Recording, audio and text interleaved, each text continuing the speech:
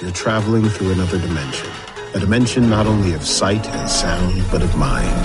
It is the middle ground between light and shadow, between science and superstition. And it lies between the pit of one's fears and the summit of one's knowledge. You are now traveling through a dimension of imagination. You just crossed over into the Twilight Zone. Hello and welcome to a bonus episode of Anthology, presented by ObsessiveViewer.com. I'm your host, Matt Hurt, and if this is your first time listening, Anthology is one man's examination of the Twilight Zone as a first-time viewer.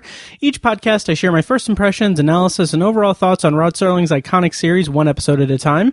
However, in this bonus episode series, I'm reviewing Season 2 of Jordan Peele and Simon Kinberg's Twilight Zone reboot on CBS All-Access, hosted by Jordan Peele. You can find more of Anthology as well as full episode archives at anthologypod.com. And if you want to contact me, you can use the Facebook page at facebook.com/anthologypod, tweet me at OVAnthologypod, or send an email to matt@obsessiveviewer.com. Finally, if you want to support the show and get access to exclusive content, go to patreon.com/obsessiveviewer and pledge a minimum of $1 per month for an exclusive RSS feed with content recorded specifically for Patreon supporters. Today on the show, I'll be discussing 8. It's the 6th episode of the Twilight Zone's second season, and it premiered on June 25th, 2020, along with the rest of Season 2 on CBS All-Access. And before I get into my review of the episode, I do want to go over a few notes that I have from previous episodes. Most notably, I missed a ton of Easter eggs from the episode The Who of You in particular. So The Who of You had some Easter eggs I did not catch. So when Mel Rodriguez's character is walking out in the kind of the not town square, but like the kind of common area, I guess, he passes by a sign that says, on like a piece of cardboard that says "Time Enough at Last." And then he also passes by a couple of girls in Catholic school uniforms, and that's the St. Mary's boarding school from Among the Untrodden at this point later in the season. And then also the sign, this is kind of embarrassing on my part. So the sign outside of the psychic's place in this episode, The Who of You, has an eye that's from the Twilight Zone, like the Twilight Zone eye icon on the sign outside of the psychic's place.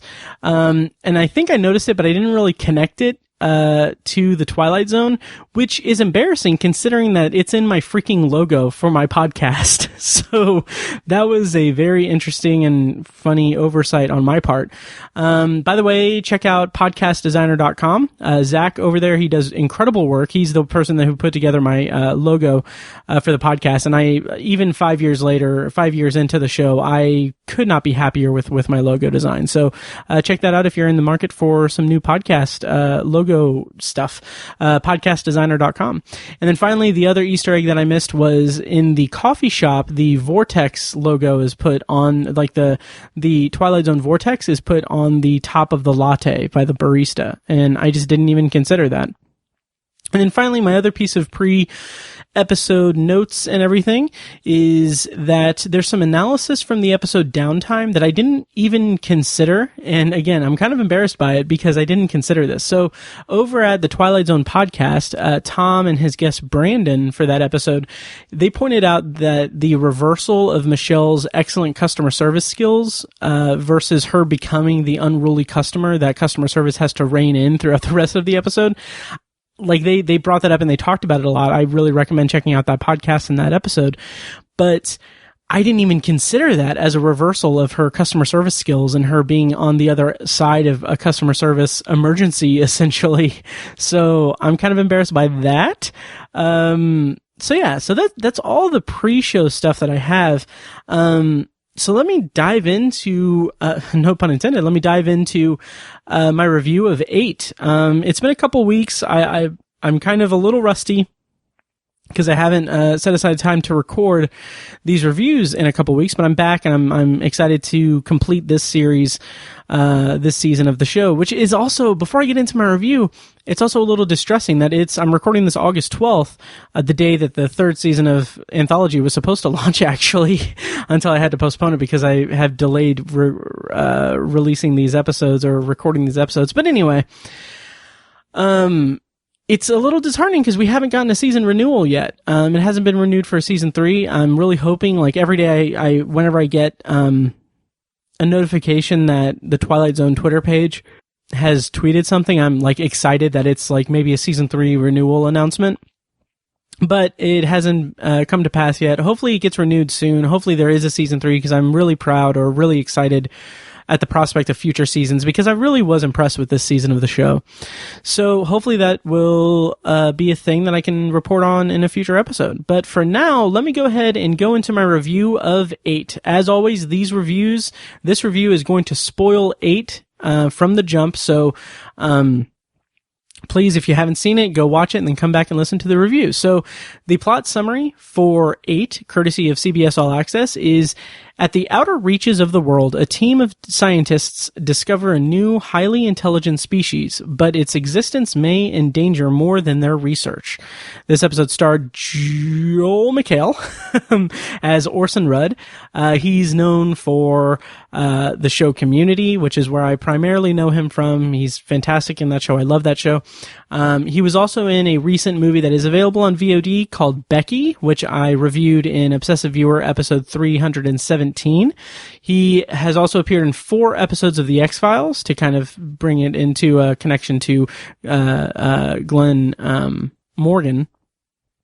And then he was also known for his work on E's The Soup, which was a really fun show, kind of skewering the ridiculous reality show trash TV stuff. But it got just super depressing to watch because it's like, oh, this is what is passing for entertainment. But anyway, he also had a role in the movie The Informant with Matt Damon. And to kind of bring it back to sci-fi anthology television, he made an appearance in one episode of the Hulu Rocket Jump series Dimension 404, which I reviewed in a bonus episode series on this very podcast. Co-starring as Yannick, I think Yannick, is Brandon J. McLaren. He is known primarily for Unreal and Graceland, neither of which I've watched, so unfortunately. Also as Channing is Nadia Hilker. She was in The Walking Dead as Magna. She also appeared in the show The 100, and she was also in the movie Spring, which was directed by Benson and Moorhead, who directed this episode of The Twilight Zone. And then also as Ling is Michelle Ang. She was in High Flying Bird from 2019, and she was also in 2 episodes of Fear the Walking Dead, and she was also in a movie that I thought was just kind of okay in 2016 called 999, which had a really incredible cast, by the way.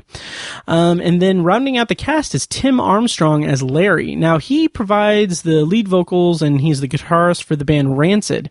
And he was in one episode of X-Files in season 10 called Home Again in 2016, which that episode was written and directed by Glenn Morgan. So that's an interesting kind of connection there.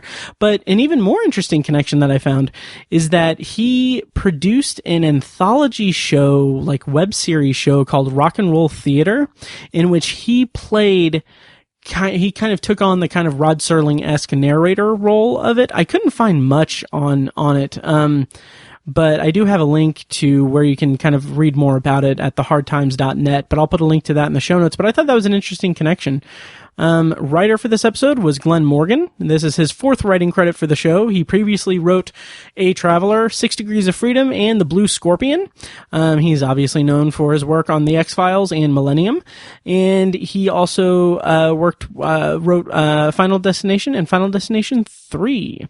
And directors for this episode were Justin Benson and Aaron Moorhead. They have directed a few interesting movies. I haven't seen really much of any of it, but Available on Netflix right now is The Endless from 2017, which I've heard good things about. They directed it, and they also directed Spring from 2014, and they also directed a segment in VHS Viral in 2014, which VHS Viral, I like the concept of the VHS series of horror anthology movies, but VHS Viral was kind of garbage, in my opinion.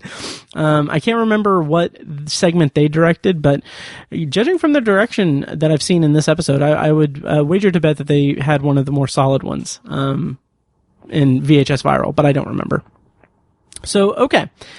Now, plot summary and talent rundown out of the way, let's get into my review of 8. So, as I usually do, my initial thoughts, before I kind of went through the episode with a more fine-tooth comb, is that I felt like this episode was a little too dependent on dialogue to move the plot forward. Like, the overall concept of the episode was very interesting to me, and it was intriguing enough, but I kind of felt upon that initial viewing that there wasn't enough substance to the episode to really make it stand out for me.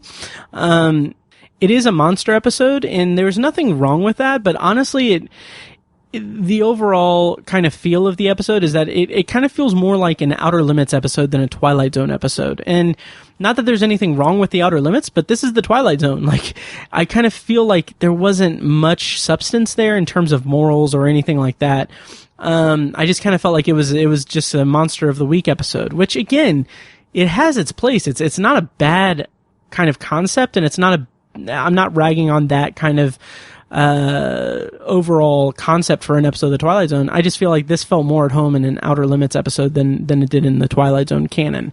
So those were my initial thoughts, and let me go ahead and go into my review of 8. Now, first, before I dig in, I just want to point out that I am very embarrassed, again, because the episode title, 8, I originally took it to mean that it's denoting the 8 scientists that are in the Antarctic lab and everything. It didn't even register with me that it could also have a double meaning to refer to the tentacles on the octopus in the episode, because octopuses have 8 tentacles. So I was embarrassed because it took me a very long time to reach that kind of conclusion and everything. So this episode opens up, and it's interesting because it parallels the 6th episode of season 1 in a few unique ways. The episode 6 of season 1 was 6 Degrees of Freedom, about the spaceship that is kind of on its own after nukes go off right as it launches. So I'll get back to that. I'll point out the similarities as I progress through this review, but I just want to point out that the first opening scene is, first of all, the visual effects used to create that opening exterior shot of the Arctic and Antarctic is really cool. Like, it just looks amazing. And again, it reminds me a lot of the launch pad that opened up 6 Degrees of Freedom. And again, that's fitting because this episode feels like it's a blood relative of that episode. Like, they both use Whipple Scientific, which isn't really saying much because everything is Whipple in this series. But the actual set design of 8 is like repurposing the set that they used for 6 Degrees of Freedom. So there is a lot of similarities in just the visual aspects to 6 Degrees of Freedom. But the actual opening of the episode is a voiceover narration from Joel McHale's character, Dr. Rudd. And he identifies himself. He says he's the lead scientist, the Ice Shelf Depletion Investigation and Antarctic New Species Project, which is a mouthful. And so this opening scene kind of establishes the scenario well enough. Like, it's a concise way to bring us into this episode and tell us, like, what they're doing without having to use a lot of time and dialogue, between characters to kind of over-explain what's going on. So it's cutting straight to the point. And this use of voiceover narration as kind of an exposition dump reminded me a lot of Danny Boyle's movie Sunshine, which I've championed a lot over the years in this podcast. It reminds me because that movie opens up with Cillian Murphy's character Kappa giving an opening narration, just identifying what the Icarus project is and what the scientists are. So it's kind of interesting. Like, this episode shares a lot of similarities to that movie to an extent. Like, both include big groups or a sizable group of scientists kind of stranded and on their own and facing an intense situation. So Rudd's opening narration, his voiceover, it is so much information. There's a ton of information dumped in this episode, or in this opening few lines. They're 4 months into a 6-month expedition, and they're studying ice shelf melting and how it's causing migration of deep sea predators searching for food. It's a mouthful. And he kind of mentions that most of these creatures, most of these animals, most of these predators rather, have never been seen by humans. So that's kind of setting the stage in an interesting way. And as he's concluding his report, he looks over at the photo he has of his family next to his computer. And he's kind of tying it together, saying that he has a sense of importance for their mission and saying that it's going to save millions of lives and everything. And as he's saying that, he looks over at Channing across the way, and he sends her a simple text saying, "You okay?" And at this point, this episode is very much going to be, and is starting to now, and is going to be, setting up this red herring that they're having an affair, or that there's something going on between them. And maybe I'm reading into it, but I mean, it definitely felt like, okay, this is leading to them having like some kind of affair and everything. Which I thought was a good misdirect for what they were actually hiding, essentially. And then, so after this scene, as we're being reintroduced to the episode, or we're being brought into the episode, we get a cameo of Mark Silverman doing a voice cameo as Rod Serling, narrating a nature documentary about squids. And honestly, I love it. If you go back and listen to my review of Blurry Man from last year, I said that I hoped that they do a nod to Serling each season. Maybe not to the extent that they did in last season, but I'm just so happy that they did this. Like, Mark Silverman does a really great impression of Rod Serling, and bringing like this, the way to bring him back and the way to bring him into this in an homage format is just really good. It's a low-key way to pay homage to Serling. And I just really appreciated that, because it's not called attention to or anything. It's just, it's there. It's a nice surprise for fans of the property. And also it refers to a squid or a submarine, I don't know, but called Cthulhu in the documentary. So that's a nice reference to Lovecraft. So we're getting more setup. We're getting set up throughout these first initial scenes. And we see Ling speaking Mandarin, and we see it being translated into English and vice versa on the handheld devices, the phones and everything, which is a cool piece of tech and everything, and it's obviously important to the plot later on. But I thought that was an interesting kind of, again, economized way to kind of set up pieces for the plot to kind of unravel later in the episode. And then, so as we get some dialogue talking about, I've Casper and so-and-so, I can't remember the other character, they come back from their diving expedition yet. And then we get a cut to the diving hut. Now, in this scene, this is our opening scene before the opening credits and the opening narration. And Casper, the character, is down in the diving hut, and he's attacked in the water. And so this really engaged me in a big way. So I really like the claustrophobia of only being able to see a small circle of the water, essentially. And as Casper's being attacked, the blood spray and the filling of the water with blood is so extreme. Like, it just goes for broke in terms of just violence. And I really like it, though, in that I'm not disparaging it, but it's so intense. It's really good.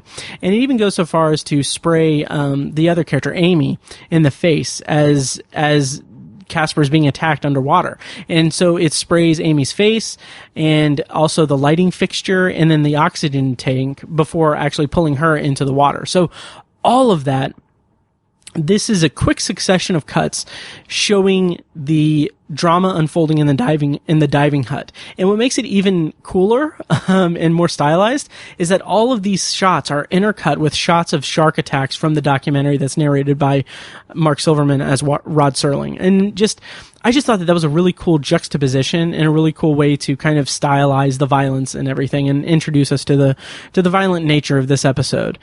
And then something like, and then there's the camera technique after Amy's taken underwater and everything, and the kind of the waves in the diving circle start to subside and everything as the creature leaves. It's a really cool, just direct top-down overhead shot of the diving circle with blood in the water as the waves are slowing down and everything. And we get that, and then we cut to the light on the right side flickering. No. The light on the right side flickers as the top-down view is on the diving head. Or on the diving circle.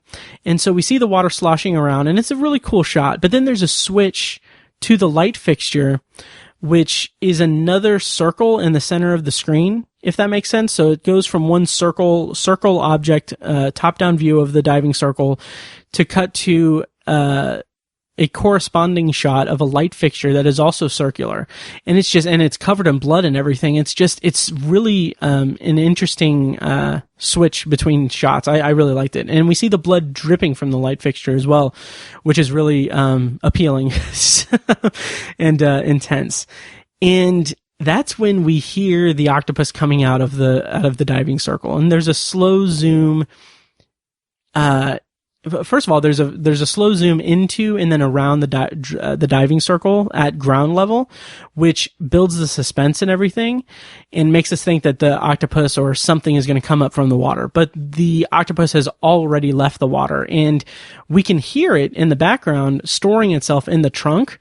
And the only thing we see, because we're focused on the diving circle, is the lid closing, thudding close. We see the lid thud close, and this entire sequence is just such an effective opening sequence for this episode. I really like the idea of the predator octopus being smart enough to hunt the humans.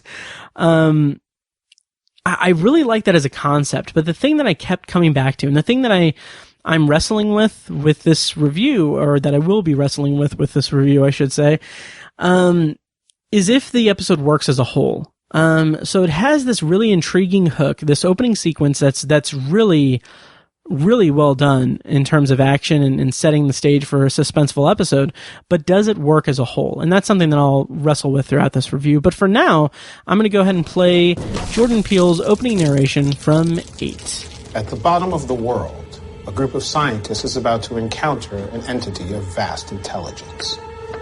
What they're about to learn will go further and deeper than anything they hoped to learn. Beyond science, beyond fear, beyond humanity.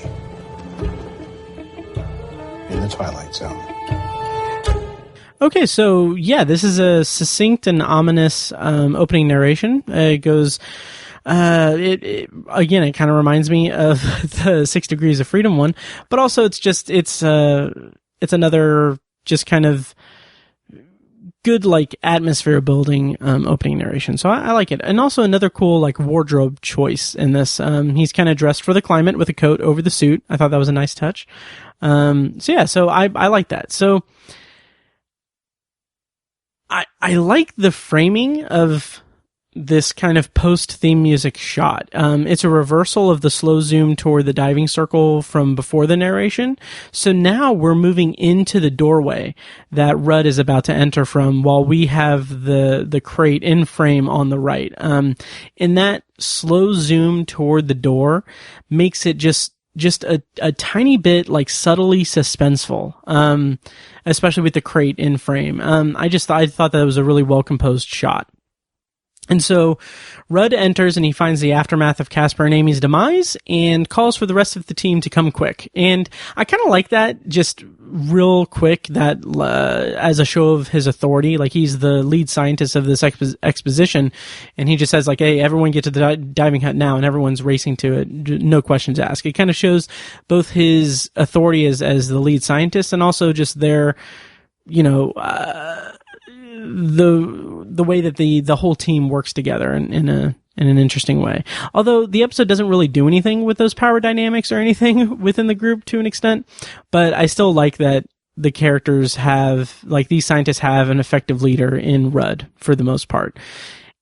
And as much as I loved 6 Degrees of Freedom last season, I do feel like that kind of hierarchy of the astronauts was an aspect of the story that was slightly underutilized. And I think that here in 8, it does a decent job of kind of fulfilling that to an extent in a more subtle way. They probably did it better in 6 Degrees of Freedom now that I'm saying it out loud, to be honest. But equal parts, pretty solid, I guess.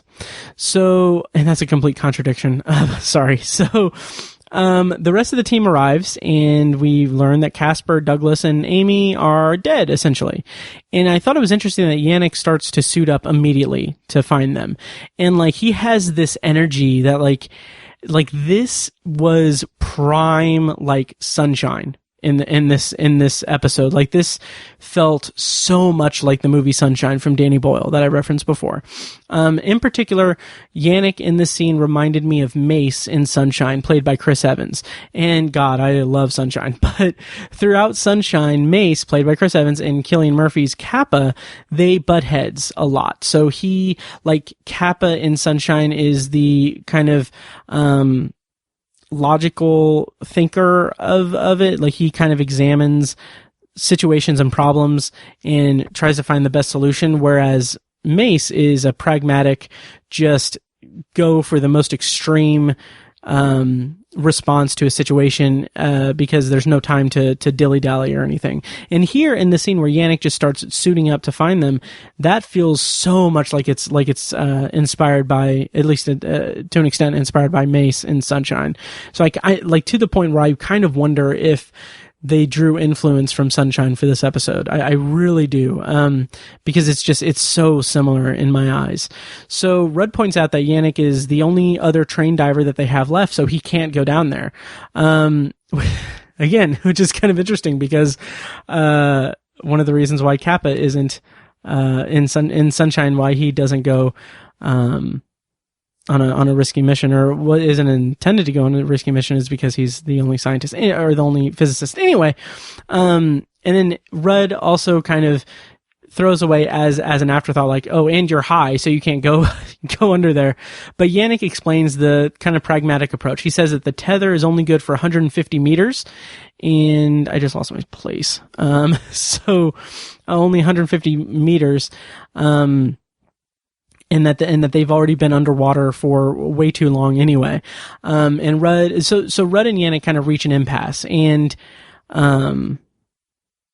like Rudd says, we can't go into the water until we find out what happened to them. And Yannick says, how are we going to find out what happened to them without going in the water? And I love that they reach that impasse, and then the crate thuds and sloshes. So Rudd opens it, and then that's when they find the octopus. And I thought this was interesting. So Larry immediately wants to dump it. He wants to dump it back into the ocean and everything. And then Ling speaks up and wants to take it back to the lab. And, like, I don't know, this scene, this reaction kind of seemed a little off to me. Like, Larry is more concerned about the lost scientists, and rightfully so. But dumping it back in the water where their fellow scientists are lost seems just kind of hokey and manufactured. Like we needed a line where someone says something that they need to do that. But I mean, they're part of an expedition to find new, part of their expedition is to, like, discovery of new species and everything. And, like, this thing is in a crate. Like, who's to say that the divers didn't bring it up and then they were attacked later and everything? Like, there's nothing for the characters to track that this octopus was responsible for the missing scientists at all. Like, there's nothing to correlate that with them. So that just seemed a little bit off. So Yannick goes on to explain that they don't have time to argue because the divers are already in danger because they've already lost oxygen. They've been down in the depths of the freezing ocean for longer than for about as long as their tanks would last. And so Rudd tries to explain that it's dangerous to go down there alone. So I think kind of the compromise is that they deploy a camera to see what they can see, and there's low visibility, and I like that as kind of a tension building thing. And so finally Yannick goes down. Like they are like, okay, Yannick is going to go down, and then Channing and Rudd are going to support him with the camera and everything, above ground. And then Ling and Larry are going to take the octopus back to the lab. So they've got a plan. And again, I just really love the shot composition in this episode. I think that that's one of its biggest strengths that this episode has going for it. Because like Yannick, there's a shot where Yannick is looking over the diving circle in the scuba gear, and it's perfectly framed in the center of the diving circle, and it just looks great and helps with the tension and everything. But it's also intercut with the shot of Ling from inside. Like the shot is from the perspective of inside the tank where they're dropping the octopus in, and it's just a really cool shot where Yannick is about to dive in while they're about to put the octopus into the tank. And it's a really cool shot composition and everything. And it's also kind of foreshadowing of Ling being the one to inadvertently free the predator of the episode. But I just really love that shot where Yannick jumps in just as the octopus, it cuts back to the octopus being dropped into the tank. I really love the filmmaking and cinematography in this scene and the episode overall. I thought that was really strong. Okay, and so now that Rudd and Channing are alone, they have a little bit of dialogue and everything, and Rudd tells Channing that they need to examine that octopus as soon as possible, and she agrees. And there's this kind of clunky line of exposition where Rudd says, even though Ling is just an observer from the Chinese Antarctic administration, there's no reason for that line to exist other than to explain to us her purpose in the team. And it just seems a little bit clunky to me. But he mentions how interested she was in the octopus and how that doesn't make sense. And I guess that's fine. That's fine. That kind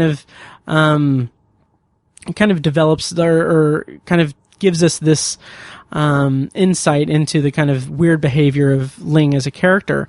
But it also adds to the fact that in her first scene, the first line that she says in the episode is to ask Channing if the divers found any species. So it's kind of clear that something's up with Ling, but they're not really that clear about what it is exactly. So it's setting the stage for it, and I kind of like that.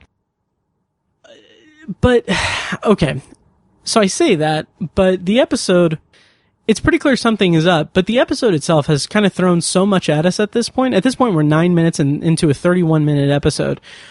And there's so much that's been thrown at us that I didn't really register it as something to follow. Like either the conspiratorial aspect of Rudd and Channing, or Ling's kind of intense, weird interest in the octopus. Those are threads that I didn't really see as something that I needed to follow, just because I had been thrown so much information throughout this first 9 minutes of an episode. So yeah, I kind of thought that was a little bit, I don't know, it's not really a complaint. It's just something that is a lot to take in, essentially.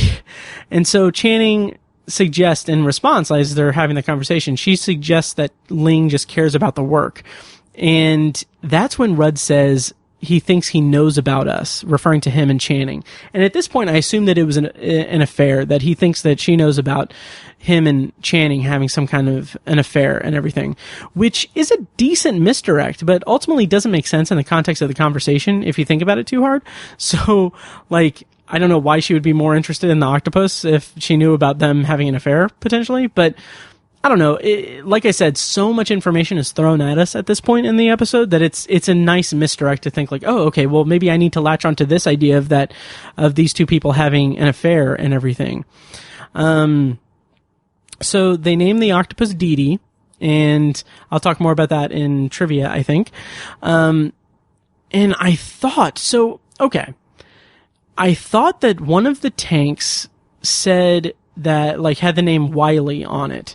But I could have sworn I saw that on one of the viewings of it, and even in the trailer, but I couldn't pick it up in any of the subsequent viewings or anything. And it stood out to me because Wiley is also the name of the production designer for the show, Michael Wiley, but I can't find it any subsequent viewing. So I don't know if I just imagined that or what, but the other, I'll kind of peek at the trivia and everything. The names of the specimens in the tanks are all correlating to the names of the Ramones. The band. So Channing and Rudd are interrupted as they see something on the monitor. And that's when Yannick comes back to the surface in a big, surprise gasping scene where he comes to the surface with Casper's body. And then we cut to an examination of the body, which I thought was really interesting because it's intercut between the perspectives from inside and outside of the octopus's tank. And it kind of gives the sensation that this octopus is learning from their conversation and kind of eavesdropping on their conversation. So, I think Larry or Yannick says that Casper's respirator was ripped off of him, and they kind of reiterate that Doug and Amy are dead and unrecovered. And so Rudd asks the question, what the hell could have done that? And that's when they all look at the window, which is something that, again, so much stuff is being thrown at us in this episode that I didn't really pick up on this until subsequent viewings, but they hear whales and seals in the distance. And Larry says that the whales and seals know what happened, and then kind of refers back to the octopus and says, and like asks, like, how could the octopus have gotten back in the crate after it killed the 3 scientists and everything? Which kind of feels like a little bit of a leap, because he mentions, like, because that octopus is smart. And it feels like a leap, but he goes on to explain it well enough. I guess I'm okay with it, but he goes on to say that octopi, don't have bones or skulls or anything, so they can kind of squeeze in and out of compartments and everything. So I guess that's fine, but it's also kind of I guess it's not really a leap to say that the octopus killed the divers, but I don't know, it just kind of seemed like there should have been like one other thing to kind of connect there. So Rudd forms a plan, says that they'll call for backup, call for help when the satellite and internet is back up, so that they just need to wait it out. And I really like that as a narrative device. It tracks, like, it makes sense that they would have limited internet connection, of course, because they're in the Antarctic. And I like that as kind of a timed piece of tension. Like, it's possible that they'll be rescued and everything, but they need to wait it out. So I like that. So Ling speaks up and says that the octopus is another new species, and it's why they came down there. So she mentions that they came down there to save a species affected by human behavior, and this could be this species' first encounter with humans. It's like she's defending it, and, like, I don't know, it's kind of, it's an interesting way to bring out the conflict between the scientists in a way that's not too heavy-handed or too hokey by any stretch. But I like how the reaction to this is that Yannick picks up the knife and goes, I just love the way he delivers this line. He walks toward the tank and says, I don't care if this is its first encounter, it'll be its fucking only. And I don't know, like, he's kind of a hard ass in this episode. Like, this episode kind of paints him as a hard ass person, but the confidence is high enough to make him seem kind of in charge of the situation. And I respect that, from the performance. And just then, like, this was kind of hokey, but just then the octopus sprays water into the light and kind of blows out the light. And I thought that was kind of hokey to an extent. It's kind of, I don't know, it's hard to make an octopus seem super menacing without being kind of silly as a reflection of that. So I don't know. But on the other hand, it's a cool example of seeing the octopus reacting to being threatened. So I don't know. And the episode does some more interesting things with that, but this kind of initial thing that's kind of showing that, okay, yeah, this octopus is smart, is aware of its surroundings, and could be a credible threat, even though it is contained fairly securely right now. It's a good kind of diving off point for this menace of the episode and the monster of the episode. So, Rudd's plan continues, and he says to put Casper back in the diving hut and turn the heat off so that they can preserve the body until they can get help in about 3 days. And that's when Rudd tells Larry to fix the lights and to look after the octopus. And Larry's response is that he doesn't want to be in the same room as the octopus. And I really like Tim Armstrong's performance here. Like, I just thought that it was really well done. Like, he's fighting back about it, but like, he doesn't have a choice in the matter and everything. And even Rudd's response to that is like, okay, I hear you, but screw it. You're still stuck here. Like, it's not like it's such a, I don't know, it's such a, I don't know, pandering kind of thing. Like, I hear you, but there's nothing I can do. I'm only the lead scientist, but whatever. So then we get this really interesting kind of monologue, or eloquent dialogue, I should say, from Ling, where she says, 700 million years ago, octopuses and humans were both an underwater flatworm, but evolution took them their way. We know that it did. They don't. Human minds own the world. They can feel human, but they are not. And I feel like that's kind of a good condensing of the main point of this episode. And it's spelled out in such an eloquent piece of writing. I just really like that. So, it's asking the question, does humanity deserve to be the top species just because we know that we are dominant? And it also kind of makes you think, or makes us an indirect statement or indirect question asking, what right do we have to this world if evolution has selected a different species to be the dominant species? And it's a really interesting kind of, spin to put on this episode. So, yeah. So another cool overhead shot occurs after this scene where there's an overhead shot of the lab while Yannick wheels the gurney with Casper's body out of the room. And the way these overhead shots offer kind of a symmetry to the visual storytelling, and the way that they usher in the different acts of the story is really well done. Like this one, we can see the cell phone left behind in the lab as the gurney is wheeled away. And I don't know, I just really enjoyed that aspect of it. The cinematography and the composition of the shots and everything is really well done. And credit to the cinematography and to the directors Benson and Moorhead, because they really know how to capture an enclosed space in camera in unique ways. And honestly, it makes me excited to check out more of their work, which I haven't yet, but I will eventually. So, another shot from the perspective of the octopus occurs in which Ling is studying the octopus in the tank, and that was cool. But it's also, then we also get a scene where Rudd is talking secretly to Channing about the octopus. He says, "This is the octopus we've been looking for." So I have a stupid joke. Get you an octopus who can, spray lights or something. I don't know. Anyway, let's just forget I made that joke. So I feel like this is more intriguing than what we've seen before of their kind of secret conspiracy stuff. But also we're halfway through the episode at this point, and it's still just a little too vague for my taste. And like, I don't know, the plot overall is a little slow moving. Like, the dialogue has been engaging, but again, we're halfway through the episode, and what the episode is really about, or the general direction of the episode, is still slightly up in the air at this point. And I don't know, it just feels like I kind of want to get the show on the road, essentially, at this point. So Rudd tells Channing that this is the species that Troxel sent them to find. And, okay. So that establishes it's a secret mission so that they can find a species that can help with medical research. Kind of, I don't know, it's an interesting juxtaposition at the end of the episode because we get in a somewhat altruistic approach to discovering new species on the Troxel side, represented by Rudd and Channing, whereas Ling's approach is more, evolving the human species and using it for, it's not really spelled out exactly what they're using it for, but the presumption is that it's for, enhancing human beings and creating a new form of human being.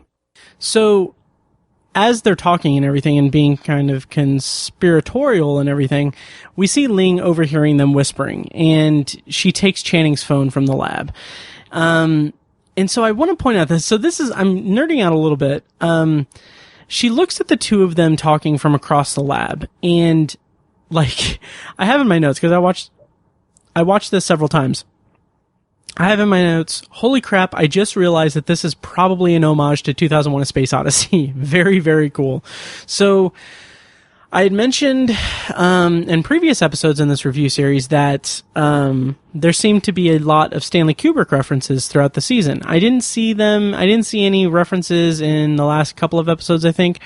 But so I haven't been clocking them as closely as I could, and I tweeted at Win Rosenfeld like weeks and weeks ago, asking if this was a thing, but I didn't get a response. But anyway, just this scene was really cool because we see Ling from a distance watching them speak, and it's it's so reminiscent of a scene in 2001: A Space Odyssey, the scene before the intermission of the movie.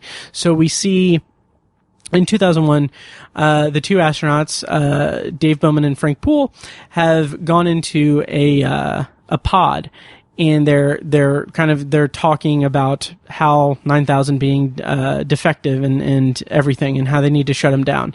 So they go into the pod so that HAL can't hear them, and they say, like, they test it and everything, and they can't hear them. So the end of that scene is we see from the perspective of HAL, we see him reading their lips, and it's a really powerful scene, because it's showing that they're in danger and they don't know they're in danger, and that he's smarter than he lets on, Hal is. And it's interesting because this is an interesting homage to that, in that Ling is overhears them whispering through the phone, and can see them from a distance. I just thought that was an interesting homage, and I'm sure it had to be intentional. So then we get a scene of Yannick in the diving hut with Casper's body, and this is another beautifully composed overhead shot, bringing us into another section of the episode. We see Yannick overhead and the body next to the diving circle, and there's still, like, the water is still, like, kind of red and bloody, and I've kind of felt like that was a little similar to Not All Men to an extent, especially like the ending of Not All Men in the first season, with the red water when Luke Kirby goes under. So yeah, I don't know. So we get some more kind of like these next couple scenes are kind of inconsequential. Channing and Rudd are writing the email to Troxel Pharmaceuticals. This is really all the detail we get about Troxel as a corporation and everything. So they're Troxel Pharmaceuticals, so that gives us enough information, I guess. And then we see Ling in the bathroom or a bunk room. I couldn't really tell either way. But we get another kind of a running thing throughout this iteration of the Twilight Zone is these circular windows. Like there's just complete, like the windows outside in the bunker are just completely circular. And I don't know if that's just a conscious thing in the set design, or if it's more to do with the fact that they have limited sets that they're recycling throughout the series and everything. I don't know. But I just thought that was an interesting kind of running thing within this version of the Twilight Zone. So we get kind of this, I don't know, this conversation or this conflict between Channing and Rudd. Like, she sees this whole thing as a threat and says that it isn't what she signed up for. And Rudd tries to explain to her that she's not looking at the big picture, and that's when Channing suggests that they throw the octopus back in the water, and Rudd says no. I don't know. This whole conversation kind of felt a little bit belaboring the point. Essentially, like it seemed designed to get another character on board with dumping it back into the ocean, and to show that there's reason for it not to be dumped in the ocean, I guess. I don't know. It just, at this point, we don't know quite how intelligent it is. Like no other scientist has been attacked or anything. So it just kind of seems like I don't know. It seems kind of like a bit of a reach to have another character advocating for getting rid of the specimen entirely. And then we see Ling listening in on Channing and Rudd's conversation, and that's fine. But, so, okay. Then after that, we get Larry working in the lab with his back to the tank. And he plays some music. It's upbeat, kind of catchy, and it's kind of a good contrast to the suspense of the scene. I do want to mention, I don't have it in my notes what the music is, but I think it's like Jamaican ska music, I think, which is another interesting parallel to 6 Degrees of Freedom, because throughout 6 Degrees of Freedom, they play that song Family, that's a ska song. And I don't know much about music, but I just thought that was interesting that they have two like ska songs in these episodes that are kind of blood relatives to each other, essentially. And so as Larry's working, he puts a knife beside him for protection, which I thought was a nice touch. Like, he's conscious of it, he's nervous, like it kind of gives the scene this nervous energy and sets us up for the suspense that's about to come. So we cut back to Channing and Rudd talking. Channing suggests that they let Yannick or Larry kill the octopus so that they can have plausible deniability.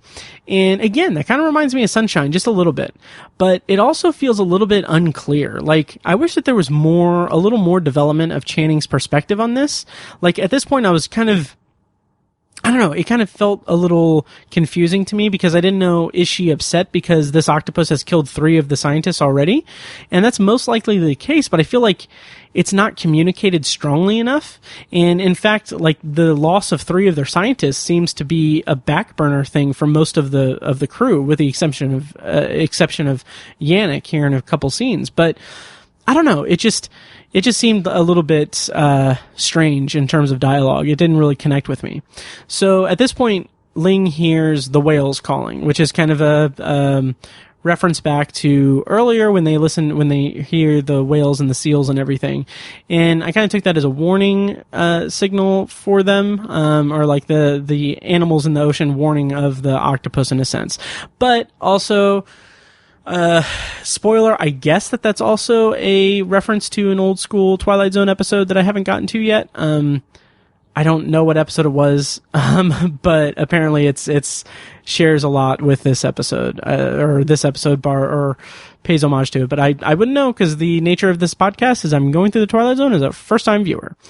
So we cut back to Larry working in the lab, and we see the octopus freeing itself from the tank. And I really like the visual effects, like the octopus kind of doing its octopus thing, is really effective. I think that it's all CGI and everything, but it looks real. Like, there's a tactile nature of it that's also a little bit computer generated, to an extent. So I don't know. It just feels like slimy. So yeah.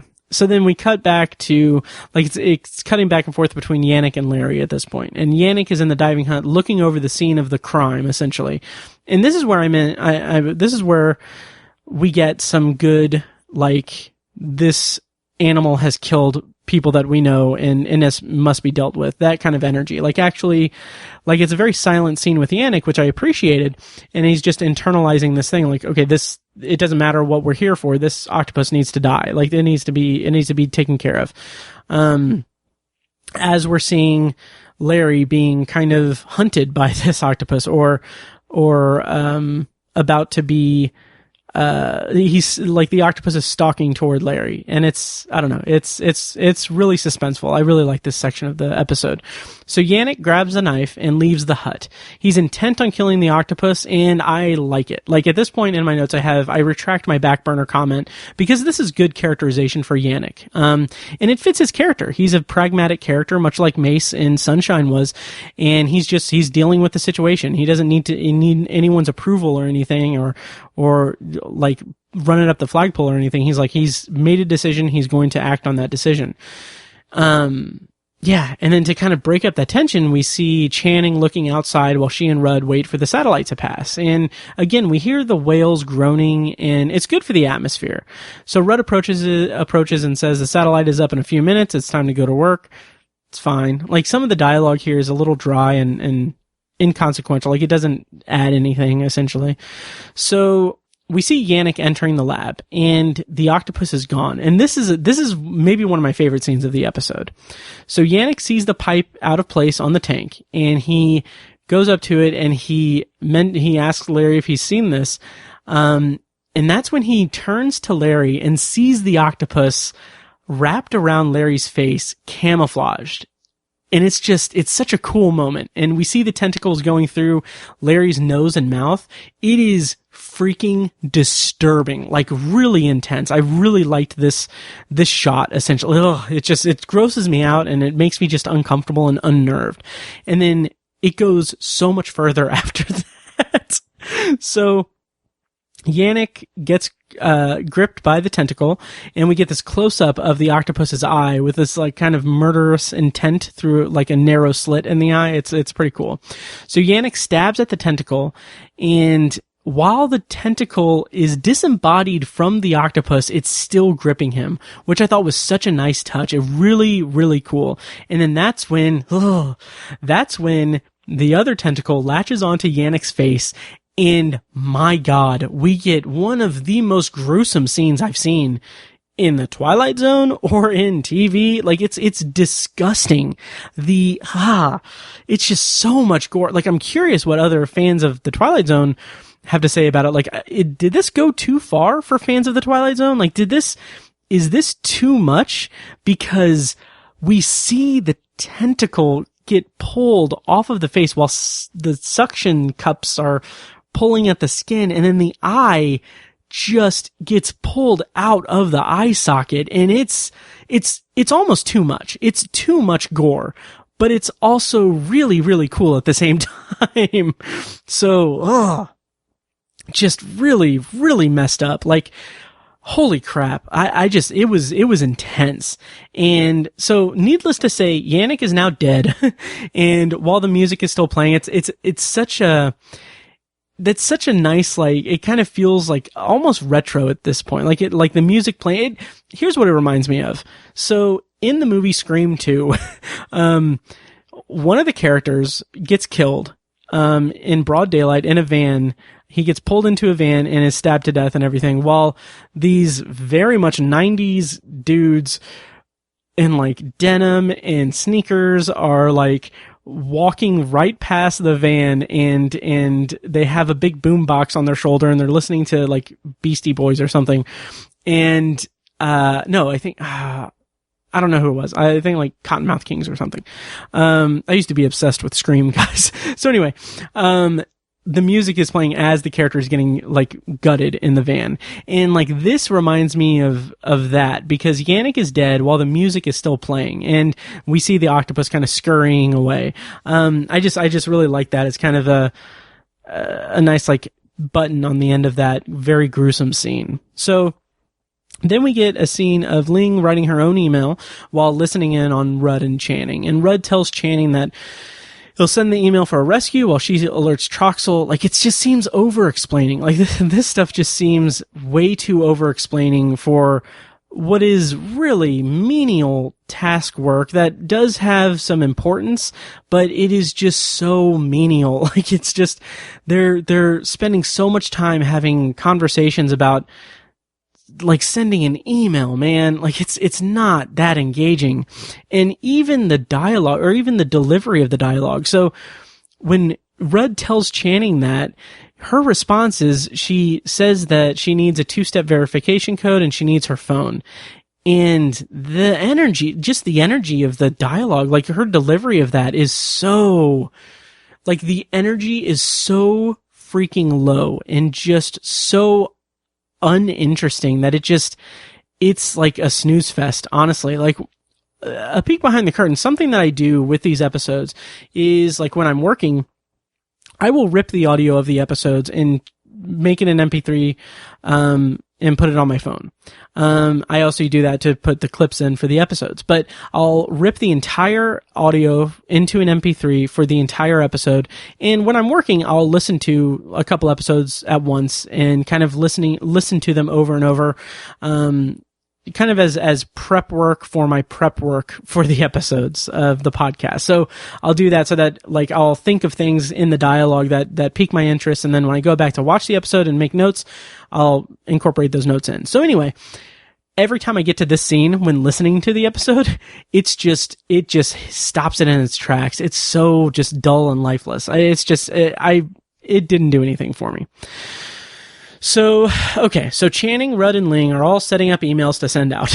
And again, it just seems so bland in contrast to the gruesome kill scene that we just had. Like, it's not like the tension has been released and now we're getting back to normal. It's like, it's just a complete 180.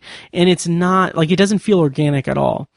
And again, and then also kind of probably the biggest complaint of this episode and this section of the episode in itself is that we still don't know what Ling's whole motive is. It's being kept secret. Like, her being on her own in this and the language barrier makes her whole arc in this episode just really uninteresting, or it's meant to pique our curiosity, I think, but there's not like, she doesn't have any other characters to play off of. Like, it is all internal on Ling's part. So any kind of insight into her motivations or what she's there for, or what if she's sabotaging things, or if she's working against the team in another way. The only thing we have to play off of, or the only thing we have to read into her motivations, is her physical performance, like her physical presence and her body language. And there's not enough there. It's nothing against the actress. It's just there's nothing in the script to really engage us with what Ling's whole motivation is. Like, we know that she's acting against Rudd and Channing, but the show is saving the why of that until the end. And ultimately, it's unsatisfying because when we get to that end, which I'll talk about here in a minute, but when we get to that end, it doesn't, the script forces us to play catch up on so much stuff. It's like, it doesn't really connect with me. So I'll talk about that in a bit. So, Channing goes into the lab to get the phone, and that's when she finds Larry and Yannick. And the panic causes Ling to go to them and everything, right as we reveal that the octopus was right above her in the vent. That was cool. That was pretty cool. A little fun little surprise. And then that's also countered with Channing going into that room where the octopus just was and seeing the vent cover. So it's, I don't know, there's some manufactured suspense there, but after seeing the freaking eye thing, like it's still kind of on the downgrade in terms of suspension building and tension. So in the lab, Rudd is looking around with Ling, and Rudd says that they are going to kill this thing, and Ling says no. That's when Channing reveals that she heard her phone in Ling's room, and that's when there's so much just exposition dump, or there's so much like plot through dialogue here in a bit. So Ling says that they knew about Troxel's interest before they got there, and Channing realizes, and then at that point it breaks away from that, and Channing realizes that the octopus has her phone. So I have in my notes, hacker octopus. Sure. Okay. So the octopus changes the screen to show Ling's email, and it's okay. So the octopus is now pitting the scientists against each other so that it can escape. And I have in my notes here, I'll try to do an impression. Clever girl. So Rudd suggests that Ling is Chinese military, and that's when the octopus shows the genome data and everything. And here's where we get the big dramatic climax of the episode, and unfortunately, it's also the biggest failing of the episode for me, because this big dramatic climax, the thing that this episode has been building toward this entire time, rests almost entirely on dialogue. And I love Joel McHale. I respect him as an actor. He's been in some of my favorite things, but and I was ecstatic to see him in the Twilight Zone. And I think he does a fine job in this episode, but I felt so bad for him because in this climax of the episode, he has to navigate a ton of scientific jargon while also carrying the tension of the story solely through his delivery of those lines. So like, he does well with that. Like, he's done well with what he's given. However, it just feels like it's explaining way too much. Like, he's catching the audience up to what's going on. He's catching the characters up on what's going on. He's theorizing what Ling is up to. Ling is not confirming what's going on, but the octopus is showing that things are going on. It's all just a muddled mess, and it breaks the cardinal rule of storytelling and of screenwriting is show, don't tell. And we are just being told so much information that is not just exposition, but it's the dramatic crux of the entire episode. Like, the tension that has been building throughout this episode hinges on this just word vomit of scientific jargon and explanation and theorizing that I think, as talented as Joel McHale is, he was fighting a losing battle, because I don't think there was a way to salvage this ending with that much heavy lifting to do. So I don't know. So anyway, through this very long dialogue scene, we learn that Ling wants to use the octopus to completely change what human beings are and wants to create a new species, which is very extreme. Like, the reveal through dialogue isn't strong enough for my liking, as I've said before, but it's too big of a reveal. Like at the same time, like, using like that big of a reveal being delivered solely through dialogue is just not, like, it just did not carry the weight that it should have with me. And then it also just leaps over, because we are so crunched for time in this episode, it leaps over it makes so many leaps in the logic of it. So then Rudd kind of ends this long, run of dialogue with saying that we'd be able to live in the oceans while controlling the land. And I don't know, that just seemed like, okay, fine. That's a huge leap from what we've seen there, because it's all just compartmentalized in this one small section of the episode. But, I will say that when that happens, I do like how the lighting shifts and tints his face blue when he says that. Like, I thought that was a nice touch. Again, the composition and the cinematography and the just general camera work in this episode was really impressive. And the actual concept of the episode, like the stuff that we've just seen Joel McHale have to regurgitate through dialogue is a very interesting concept. Like, the ocean is vast. Like, it covers most of the earth, and there is a ton of things and species that are unknown within it.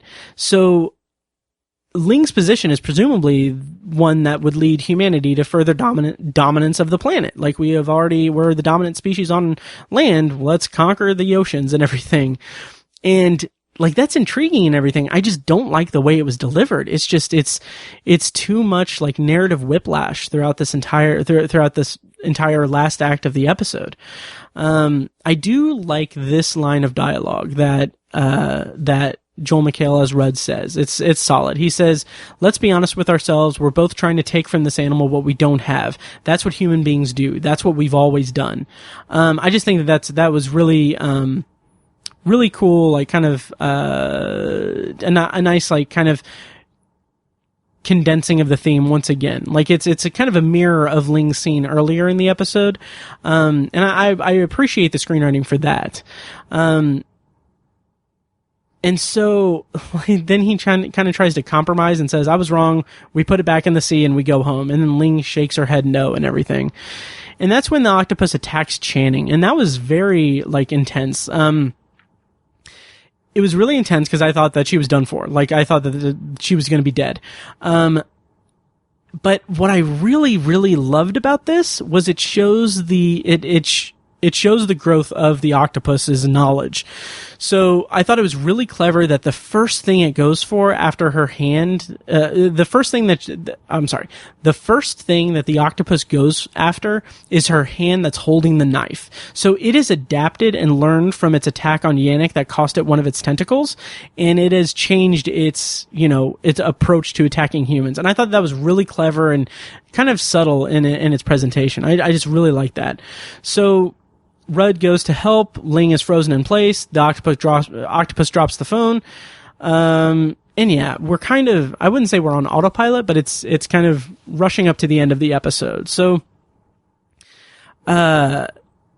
Ling follows the sounds of the octopus in the lab as it's getting away. And there's just this really cool shot of the octopus swimming to freedom. It's in the open ocean and everything. It has escaped. I thought that was really cool. So the screens display the sequence, the genome being modified and everything. And again, Joel McHale has to do so much heavy lifting for the narrative in this. This is probably the most egregious case of Joel McHale having to deliver this dialogue that's over explaining what's going on.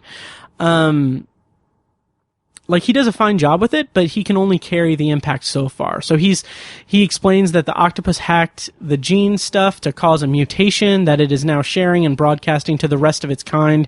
So the octopus will now be able to rise up out of the ocean and live on land, creating a world in which humanity will be ended by the murderous octopus. And that's fine. It's fine. It just, there's so much narrative ground to cover in the last, like, 5 to 10 minutes of this episode that it's just so much information that's just being thrown at us that, I mean, if it was presented in a more kind of, maybe not straightforward, but a more, a slower way, or it was developed within the episode, like it was developed instead of being held back, It would have been really cool. It would have been a more satisfying episode, but instead it's so disjointed and they save so much information for the end of the episode that you're playing catch up as the episode is concluding, and it's not a good way to gauge it, I guess. So we get the final shot of the episode is the octopus and the rest of its species in the water. We see endless number of octopuses waiting for the special email from the octopus with a lost tentacle. I almost said another word there. Definitely not that. With a lost tentacle. And I do want to mention that the score here is really good. Like the music is really great. And I do love that imagery of the injured tentacle as a nice metaphor. Like it's almost like the octopus is saying like, okay, yeah, this is what humans do. I lost one of my tentacles. Here, open this link and you can go kill humans with me too. So, I mean, it's a nice, like, visual metaphor, for the kind of impending superiority or subjugation of the human race by the octopuses. And yeah, so that's the last scene. We get closing narration from, Jordan Peele. I'm gonna go ahead and play a clip here. What if our role has always been not to rule this world, but to prime it, to lay the foundation for the true inheritors of the earth? The reign of humankind has come to a close today. Here, in the dark, icy waters of the Twilight Zone.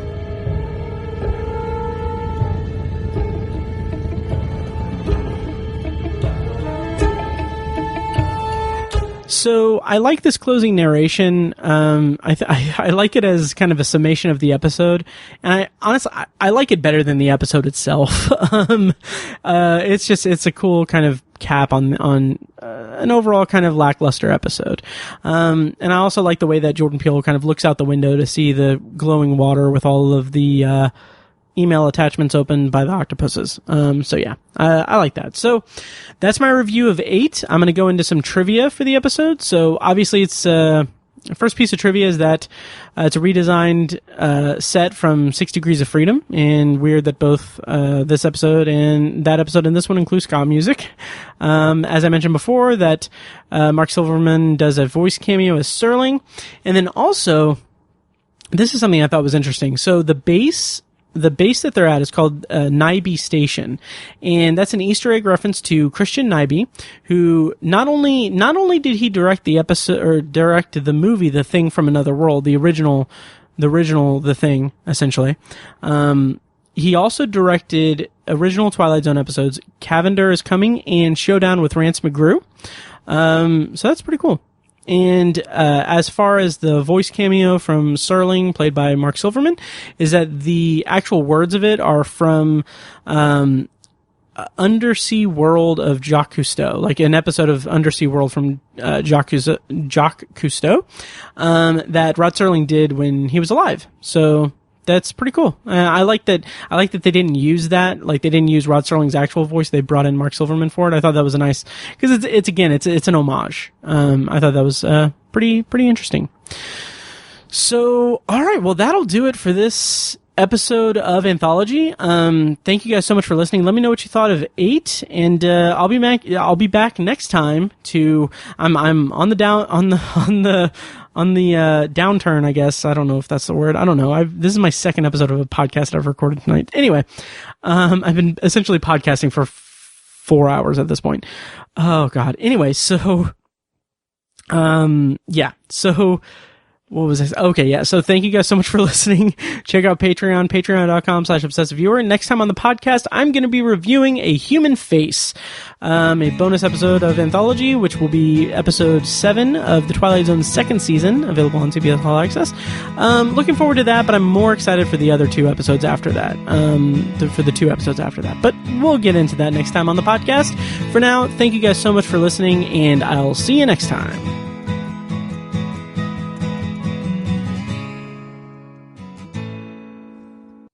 And now, here's a short clip from our Patreon exclusive RSS feed. To hear the full clip and more exclusive Patreon content, go to patreon.com/obsessiveviewer and become a patron at the minimum rate of $1 per month. Thank you and enjoy. As far as watching things, man, this whole this whole pandemic has just kind of ruined movies. So yeah, I feel like everything that I watch is just like a B movie. Mm-hmm. You know, even new ones are just kind of like, I'm not even excited for. I'm like, okay, I'll watch it because it's new. But you know, I've gotten into a couple of shows. I've been watching Peaky Blinders on some recommendations from some people, and I enjoyed that a lot. I watched a show called Letterkenny, which was a great sitcom show out of Canada. It was hilarious. But as far as movies concerned, you know, I watch my collection at home, but as far as new movies, it's just nothing I'm excited for anymore. Yeah. That's a bummer. I totally get what you mean, though, and especially with, like, obviously we've talked a lot about, like, lack of movie theaters and everything, so that's kind of a big issue, too. So, like, Anthology is edited and produced by Matt Hurt and presented by ObsessiveViewer.com. For a full archive of our episodes, go to anthologypod.com/archive. You can also like the Facebook page at facebook.com/anthologypod and follow the show on Twitter at OVAnthologyPod. If you enjoy the show, please take a couple minutes to leave us a rating and a quick review on Apple Podcasts. This is the easiest way to support what we do, and all it costs is a little bit of your time.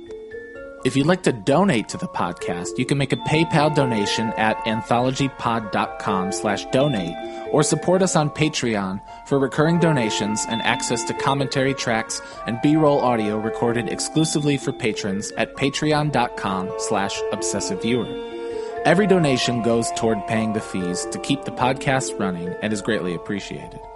Official Anthology merch, including shirts, mugs, phone cases, and more, can be found in the Obsessive Viewer's TeePublic store. You can find a link to the store in the show notes of this episode and at anthologypod.com/donate. Or you can simply search for Obsessive Viewer at tpublic.com. For information about the Obsessive Viewer's annual live event showcasing short horror films from local filmmakers, check out shocktoberinirvington.com. And for an archive of all our events, as well as news about potential future events, head over to obsessiveviewer.com/live.